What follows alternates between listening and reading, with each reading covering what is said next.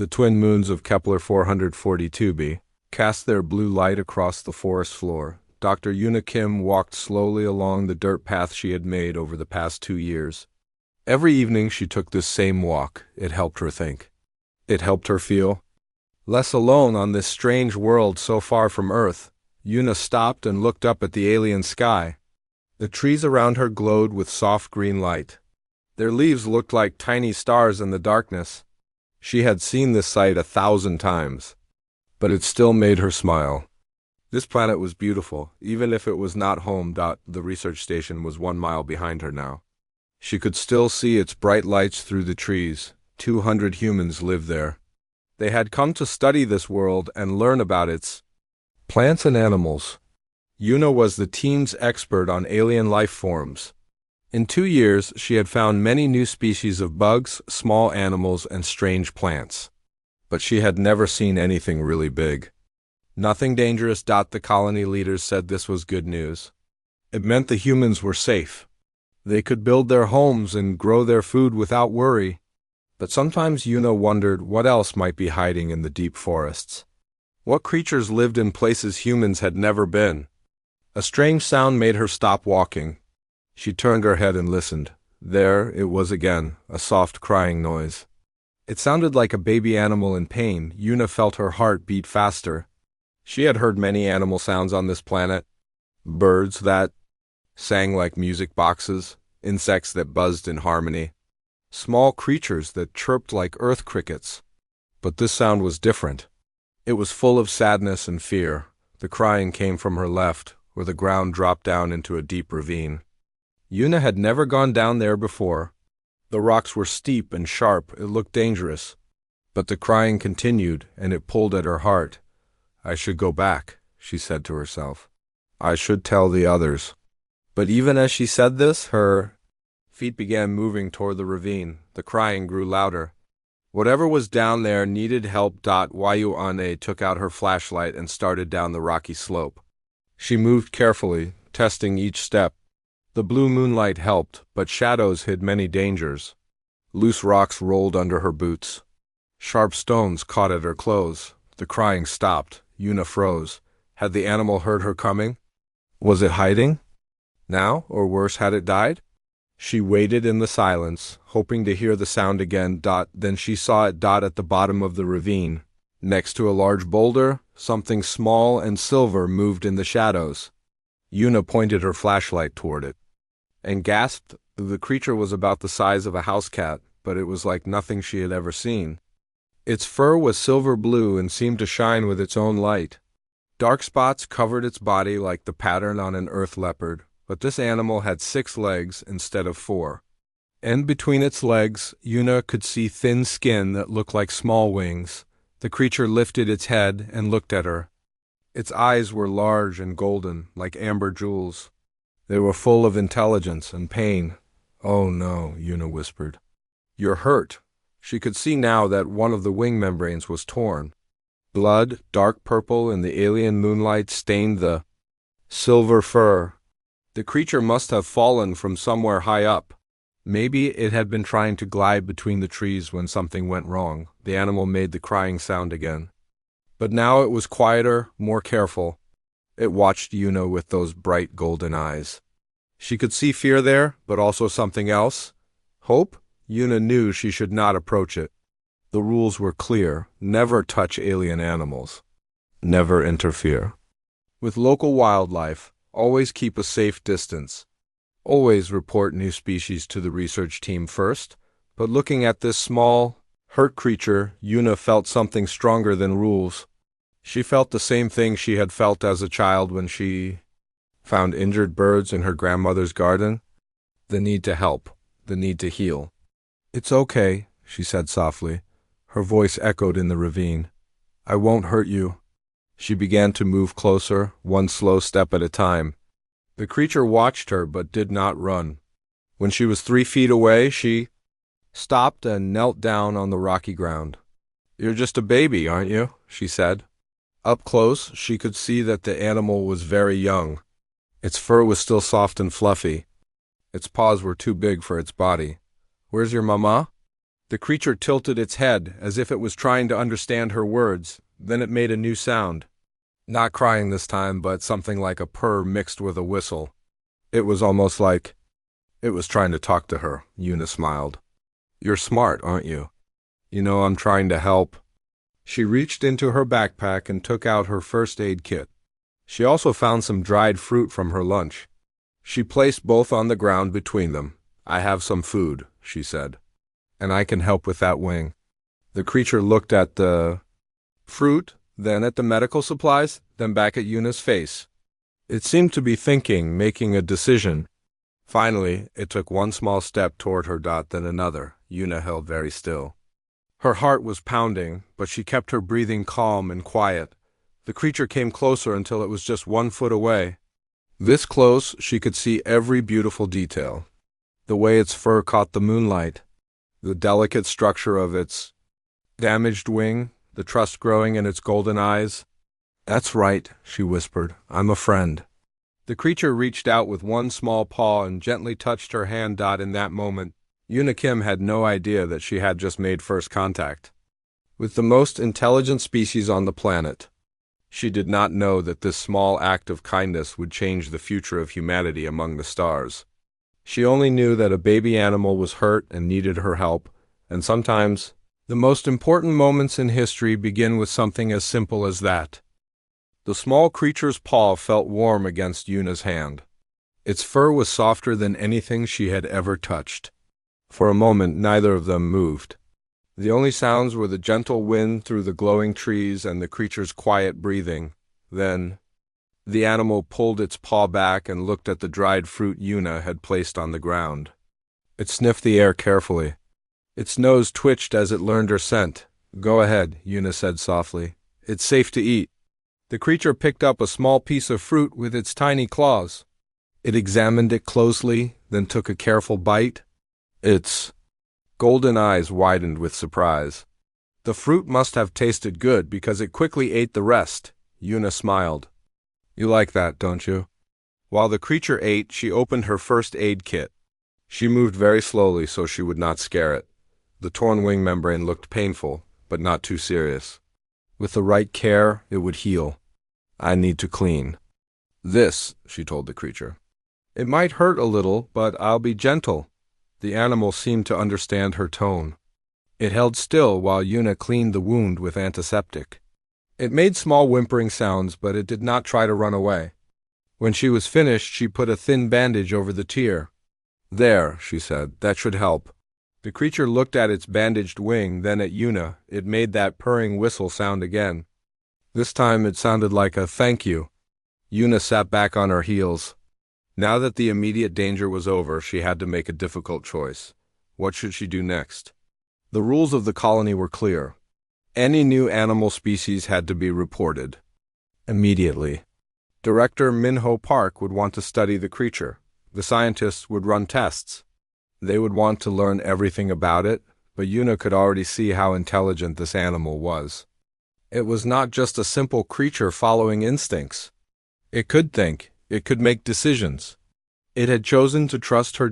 If she took it back to the research station, they would put it in a cage. They would keep it away from its family. They might never let it go back to the wild. Una looked into those golden eyes and knew she could not do that. "I'm going to help you get better," she whispered. "But I need to keep you safe while you heal." She looked around the ravine. There was a shallow cave under some large rocks. It would protect the creature from rain and wind.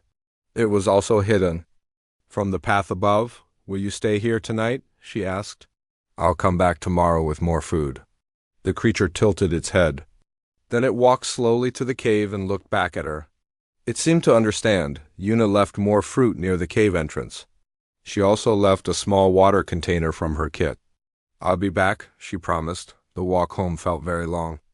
Una's mind was full of questions. What kind of animal was this? Where had it come from? Were there others like it? At the research station, she went straight to her room. She did not want to talk to anyone yet. She needed time to think. That night, she could not sleep. She kept thinking about the creature alone in the cave. Was it scared? Was it in pain? What if other predators found it? But there was something else that worried her more. What if its family was looking for it?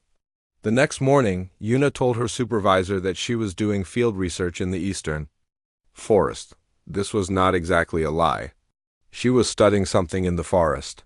She just was not telling the whole truth. She packed extra food and medical supplies. She also brought a small blanket and some soft materials to make the cave more comfortable when she reached the ravine. The creature was waiting for her. It seemed stronger today. The fear in its eyes had been replaced by curiosity. "Good morning," Yuna said as she climbed down. "How are you feeling?" The creature made happy sounds and walked toward her. It was not limping as much as yesterday.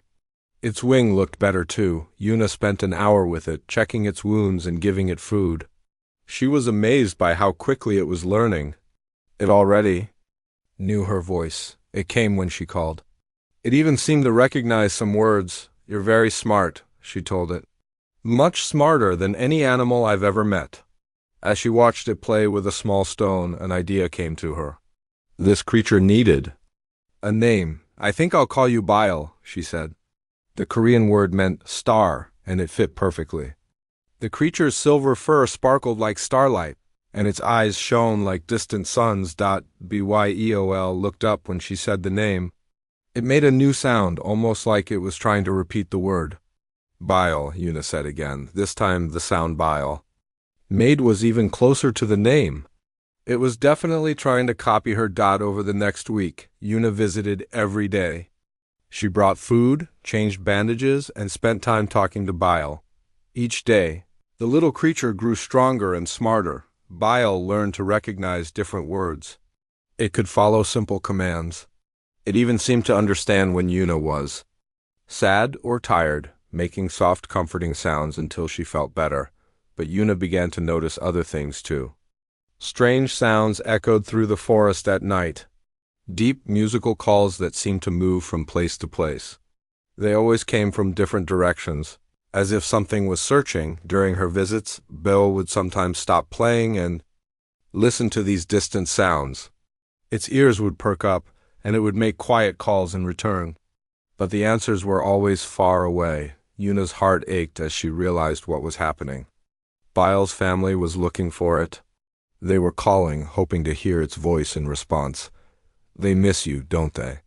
she said one evening as Bile listened to the distant calls. Bile looked at her with sad eyes. It made a long, lonely sound. That seemed to say yes. Yuna faced another difficult choice. Bile was almost healed now. Its wing could support short glides.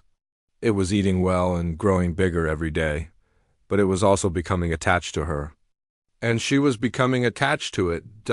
What would happen when its family found them? Would they understand that she had helped? Or would they see her as a threat? As the night sounds grew closer, Yuna knew she would soon find out. The calls were getting louder. And they were coming this way. On the 8th day, Yuna walked toward the ravine with a heavy heart. The night calls had been very close last night. She knew that Bile's family was getting near. Today might be the last day she would see her little friend, but as she reached the edge of the ravine, Yuna stopped walking.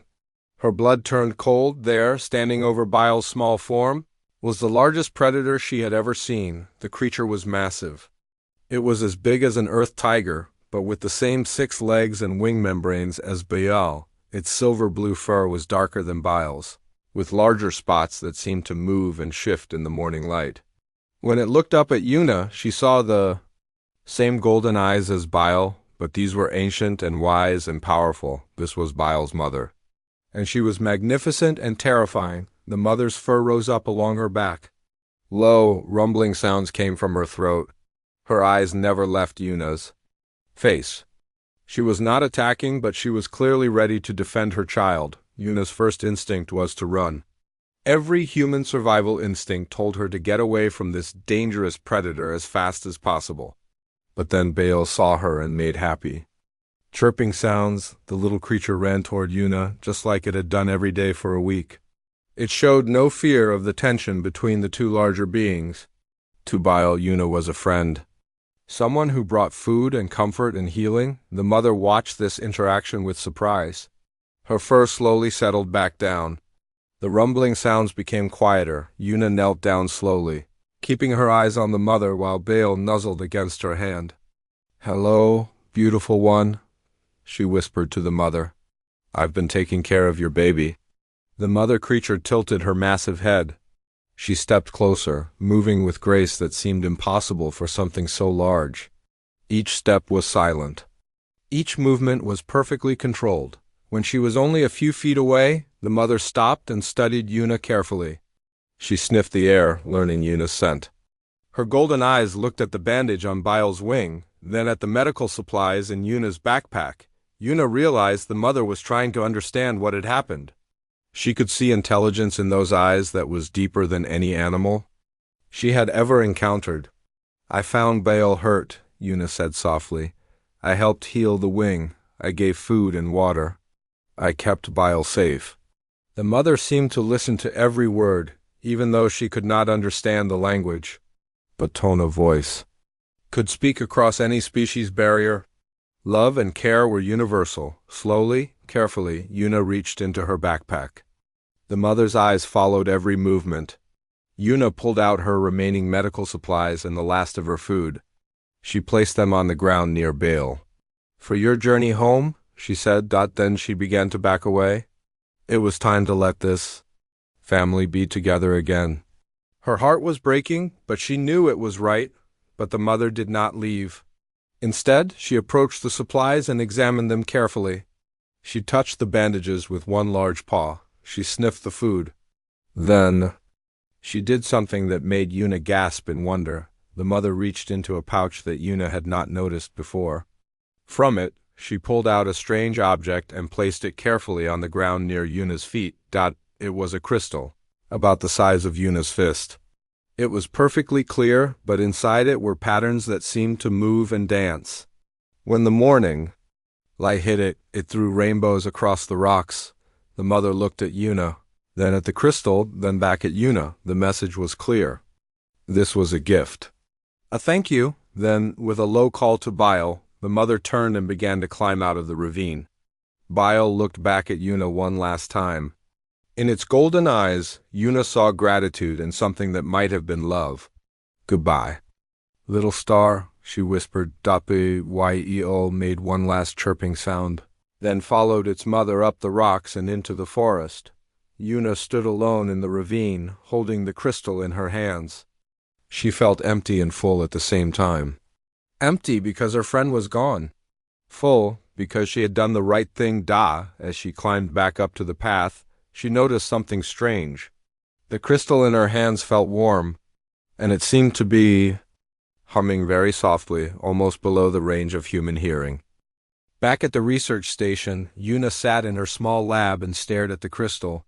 She had been looking at it for hours, but she still could not believe what she was seeing. The patterns inside the crystal were not random. They were mathematical. They were deliberate. They were designed. "This is impossible," she whispered to herself. She had run every test she could think of. The crystal was not made of any material she recognized. Its structure was perfect, without flaws or impurities. And the patterns inside seemed to follow rules that were more complex than anything humans had ever created. A knock on her door made her jump. She quickly hid the crystal under some papers. "Come in," she called. Jinwoo Lee stepped into the lab. He was Yuna's closest friend at the station. He was also the only person she trusted completely. "You look tired," Jinwoo said with concern. "You've been working late every night this week." "Just some interesting research," Yuna replied. Jinwoo sat down across from her. "You know you can tell me anything, right? We've been friends since university." Yuna looked at his kind face and made a decision. She needed help. And if anyone could keep a secret, it was Jinwoo. "Promise me you won't tell anyone else about this," she said. "I promise." Yuna pulled out the crystal. Jinwoo's eyes widened. "Where did you get that?" he breathed. Yuna told him everything. About finding Baal, about the secret healing, about Mother and the gift. Jinwoo listened without interrupting. When she finished, he was quiet for a long time. "Show me the patterns," he said finally. Together they studied the crystal under different lights and magnifications. What they found amazed them both. "These are star maps," Jinwoo said, pointing to one section. "And these look like planetary orbits. And here," Yuna added, "these patterns match the mathematical constants we use in physics." They worked through the night, discovering more and more complexity. The crystal contained information about astronomy, mathematics, and even what looked like molecular diagrams. "Yuna," Jinwoo said as the sun began to rise, "I think we're looking at proof of advanced intelligence." "I know," Yuna whispered. "But what do we do about it?" Before Jinwoo could answer, alarms began ringing throughout the station. They ran outside to see what was happening. Other colonists were gathering in the main courtyard, all looking confused and excited. Director Minho Park stood on the steps of the main building. "Everyone, please stay calm," he announced. "We're experiencing some unusual phenomena." "What kind of phenomena?" called Dr. Soyang Han, the team's anthropologist. "Our equipment is functioning better than ever," Director Park explained. "Power efficiency is up 30%. Our computers are running faster. Even our communication systems have improved." "That's not all," added Chief Engineer Taiho Choi. "The usual electrical storms haven't happened this week. And look at the crops." Everyone turned to look at the agricultural domes. The plants inside were growing faster and healthier than anyone had ever seen. Yuna felt the crystal in her pocket growing warmer. "We need to investigate these changes," Director Park continued. "I want full scans of all our equipment and the surrounding area." As the crowd began to break up, Jinwoo grabbed Yuna's arm. "Do you think the crystal is causing this?" Yuna nodded slowly. "I think Bio's people are trying to help us." Over the next few days, the improvements continued. The colonists began to feel healthier. Their sleep was better. Even minor injuries healed faster than normal, but Yuna noticed something else. Every morning, she found small things moved around her lab. Papers in different positions. Equipment turned on that she had left off. Nothing was damaged or stolen. It was as if someone had been studying her work. Then, one evening, she found another crystal on her desk. This one was different. It was larger and more complex. When she touched it, images seemed to flash in her mind. Pictures of the forest, of creatures moving through the trees, of the research station seen from above. "They're watching us," she told Jinwoo the next day. "Who?" "Bios. People. They're studying us just like we study other species." Jinwoo looked worried. "What do you think they want?" Yuna thought about the mother's intelligent eyes, about Bio's trust and affection, about the gifts that were making life better for all the humans. "I think they're trying to decide if we're good enough to be their friends," she said. 3 weeks after Bale had left with its mother, Yuna found crystals placed all around the colony's border. They formed a perfect circle around the human settlement. Each one hummed softly in harmony with the others. The improvements to the colony were now impossible to ignore. Director Park had called meeting after meeting, trying to understand what was happening. Scientists ran tests. Engineers checked every system. But no one could explain the changes, except Yuna, and she still had not decided whether to tell the truth. That decision was taken away from her on a Tuesday morning. "Director Park?" Security Chief Taiho Choi's voice crackled over the communication system. "You need to see this. We have visitors." Everyone in the colony rushed to the main viewpoint. What they saw made them gasp. At the edge of the forest, just beyond the crystal circle, stood a group of the magnificent creatures. There were 5 adults and several young ones. And in front, easily recognizable by its smaller size and the faint scar on its wing, was Bile. The colonists erupted in excitement and fear. Some people wanted to run. Others wanted to get weapons. Director Park tried to maintain order. "Everyone, stay calm," he shouted. "Security team, establish a defensive perimeter. Science team, start recording everything." But before anyone could move, Yuna stepped forward. "Wait," she called out. Every head turned toward her. "I know these creatures," she said. Director Park stared at her. "What do you mean?" Yuna took a deep breath. "There was no going back now. I've been in contact with them for 3 weeks. The silence that followed was deafening. "Explain, Director," Park said in a voice like ice dots, so Yuna explained. Again, she told them about finding bile, about healing its wounds, about the mother and the gift, about the crystals and their effects on the colony. When she finished, the silence stretched on and on. Finally, Dr. Soyang Han spoke up. "The crystals. They're responsible for all the improvements?" "I believe so," Yuna said. "And you think these creatures are intelligent?" "I know they are." Security Chief Taiho Choi was angry. "You violated every protocol we have. You put the entire colony at risk." "I saved a hurt child," Yuna replied firmly. "And because of that, they've been helping U.S." Director Park looked from Yuna to the waiting creatures and back again. "What do they want now?" "I think they want to communicate," Yuna said. "How can you be sure?" "Because Bile is here. It came back to see me." As if hearing its name, the small creature at the edge of the forest began walking toward the colony. The adults let it go, but they watched carefully. "Nobody move," Director Park ordered. Bile walked slowly across the open ground. It had grown bigger in the past 3 weeks, but it still moved with the playful curiosity Yuna remembered. When it reached the crystal perimeter, it stopped and looked directly at her. Then it made the same chirping sound it had always used to greet her. Without thinking, Yuna stepped forward. Behind her, she heard gasps and worried voices, but she ignored them. "Hello, little star," she said softly. Bile's eyes lit up with joy. It ran the last few steps and pressed against her legs, purring happily, the largest of the adults. Clearly, Bagul's mother then began to approach. She moved with the same silent grace Yuna remembered. But this time she was not alone. The other adults followed her. The colonists tensed. Some people were clearly ready to run. Others looked like they might faint, but when the mother reached Yuna, she did not show any aggression. Instead, she carefully removed something from her pouch and placed it on the ground. It was another crystal. But this one was huge, almost the size of a basketball. And it was more complex than any they had seen before. Then the mother did something that made everyone gasp. She began to draw in the dirt with her claws. The patterns she made were intricate and mathematical. Dr. Han stepped closer, her eyes wide with recognition. "Those are star charts," she whispered. "She's showing us stellar coordinates." The mother stopped drawing and looked at Dr. Han. Then she pointed to the sky, to the constellation where Earth's sun would be visible. "She knows where we came from," Dr. Han breathed.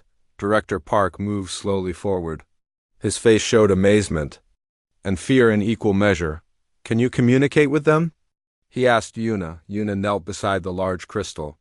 The moment she touched it, images flooded her mind. She saw the planet as the creatures saw it. She felt their deep connection to the forests and the sky. She understood, somehow, that they had been the guardians of this world for thousands of years, and she saw their question. The question they had been asking since the humans arrived. "They want to know if we can be trusted," she said, looking up at Director Park. "They want to know if we're here to protect or to destroy." The mother creature looked into Yuna's eyes, then at Director Park, then at all the other humans. Her golden gaze seemed to see into their souls. The future of both species hung in the balance. The creatures, who the humans began calling the Stellari because of their star-like fur, proved to be even more intelligent than anyone had imagined. Using the crystals as communication tools, they shared knowledge that amazed the human scientists. Dr. Han worked with Yuna to understand the crystal language. Each pattern meant something different. Some were mathematical concepts. Others were star maps or chemical formulas. Still, others seemed to be philosophical ideas about life and growth. "They're teachers," Dr. Han said one evening after a long day of translation work. "They've been waiting for us to be ready to learn." The Stellari had been watching the human colony since it was built. They had seen the humans cut down trees and build roads. They had worried that these new creatures would damage their world, like so many others had done before. But they had also seen the humans plant gardens and study plants without hurting them. They had watched the colonists work together and help each other. And most importantly, they had seen Yuna save Bile. That was a test, Yuna realized. They left Bile where I would find it. Jinwoo looked up from the crystal he was studying. You mean it wasn't really hurt? No, it was hurt, Yuna said. But they let it happen so they could see what I would do. And because you helped instead of capturing or ignoring it, they decided we might be worth knowing, Dr. Han added. Director Park had struggled with the situation at first. His job was to follow protocols and keep the colony safe. But as the days passed and he saw the benefits the Stellari brought, he began to change his mind.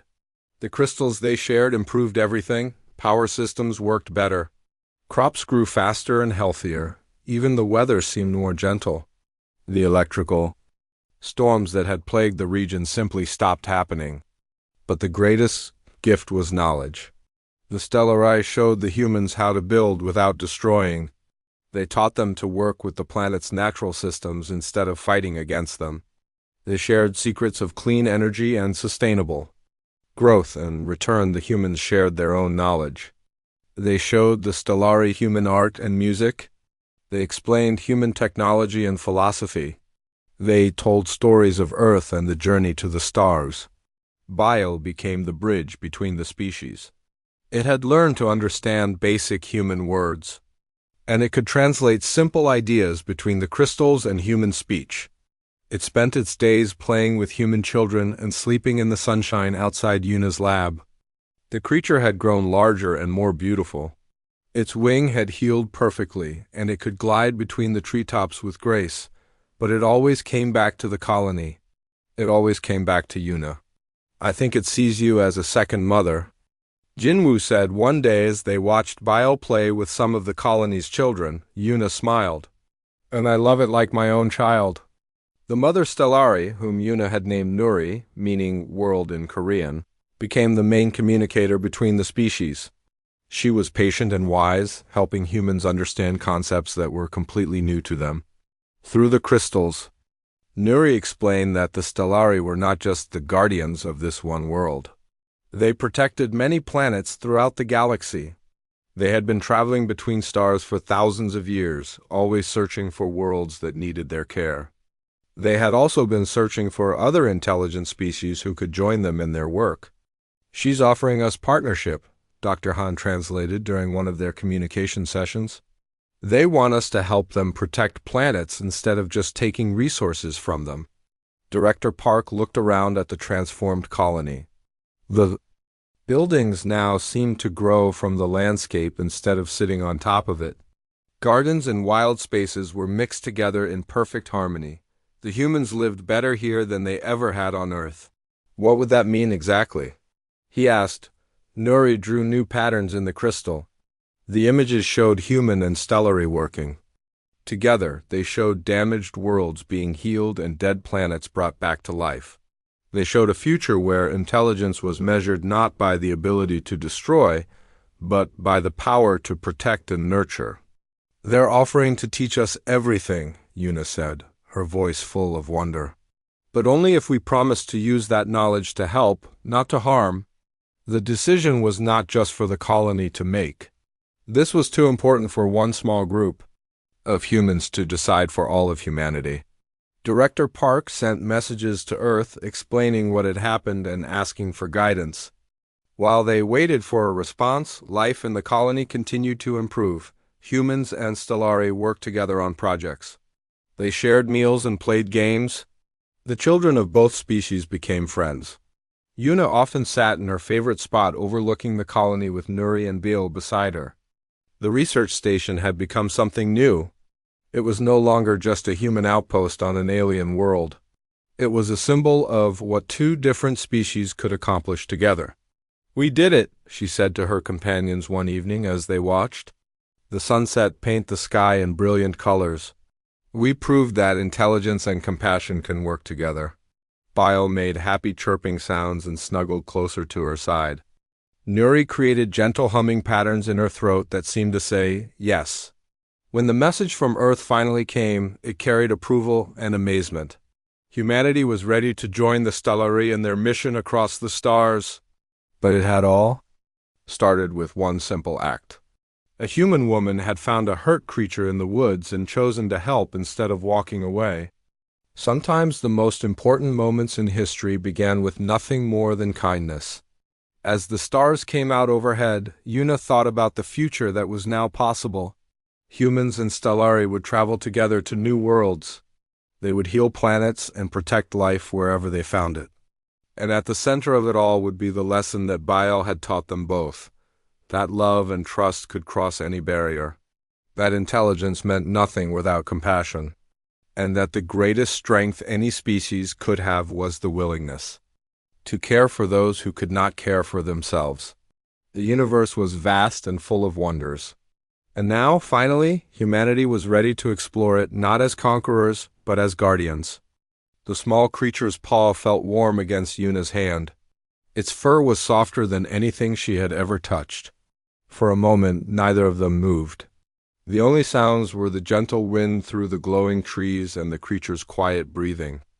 Then the animal pulled its paw back and looked at the dried fruit Yuna had placed on the ground. It sniffed the air carefully. Its nose twitched as it learned her scent. "Go ahead," Yuna said softly. "It's safe to eat." The creature picked up a small piece of fruit with its tiny claws. It examined it closely, then took a careful bite.